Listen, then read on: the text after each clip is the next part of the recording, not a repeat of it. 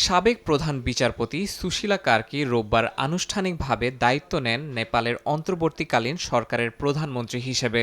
শুক্রবার প্রেসিডেন্ট রামচন্দ্র পাউডেলের কাছে শপথ নেন তিনি। জেনজি আন্দোলনের দাবির প্রেক্ষিতে তাকে এই দায়িত্ব দেয়া হয়। দায়িত্ব নেওয়ার আগে তিনি লাইনচৌরের শহীদ স্মৃতিসৌধে শহীদদের প্রতিকৃতিতে পুষ্পস্তবক অর্পণ করেন। সিংহদরবারে স্বরাষ্ট্র মন্ত্রণালয় ভবন থেকে কাজ শুরু করেন সুশীলা কার্কি। বিক্ষোভকারীদের আগুনে ক্ষতিগ্রস্ত হওয়া প্রধানমন্ত্রীর কার্যালয় আপাতত সেখানে সরিয়ে নেওয়া হয়েছে। দায়িত্ব নেয়ার প্রথম দিনেই তিনি আন্দোলনে নিহত পরিবারকে 10 লাখ রুপি করে সহায়তার ঘোষণা দেন।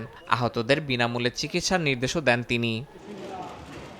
এর আগে শনিবারই রাজধানীর বিভিন্ন হাসপাতালে আহতদের দেখতে যান সুশীলা কার্কি। পুলিশের গুলিতে আহত বিক্ষোভকারীদের পরিবারের সঙ্গে কথা বলেন তিনি। তবে নিহতদের পরিবারে এখনও রয়ে গেছে আপনজন হারানোর শোকের ক্ষত। আইএফআইসি আমার অ্যাকাউন্ট, সুবিধা যেমনই চাই, অ্যাকাউন্ট একটাই। সকাল 10:30 নাগাদ বাড়ি থেকে বের হয়ে আন্দোলনে যোগ দেয় আমার ভাতিজা যোগেন্দ্র। তার 2 বন্ধুও সঙ্গে ছিল। আন্দোলনে পুলিশের আগ্রাসন দেখে 2 বন্ধু ভয় পেয়ে গেলে যোগেন্দ্র তাদের আশ্বস্ত করে যে দেশের জন্য কিছু করলে ভয় পেতে হয় না। তারপর সে পুলিশের গুলির সামনে বুক পেতে দিল। রোববার নতুন মন্ত্রিসভায় নতুন সদস্য যুক্ত করতে পারেন সুশীলা কার্কি। এর আগে তার নেতৃত্বে একটি ছোট মন্ত্রিসভা গঠন করা হয়। এদিকে পার্লামেন্ট পুনর্বহালের দাবি জানিয়েছে দেশটির শীর্ষস্থানীয় 8 দল। তাদের মতে প্রেসিডেন্টের পার্লামেন্ট বিলুপ্ত ঘোষণা অসাংবিধানিক। এটা করার এখতিয়ার তার নেই। শনিবার এই বিষয়ে যৌথ বিবৃতি দেয় দলগুলো।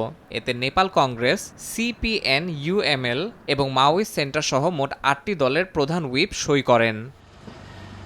ইয়াসিন মোহাম্মদ জিসান, সময় সংবাদ।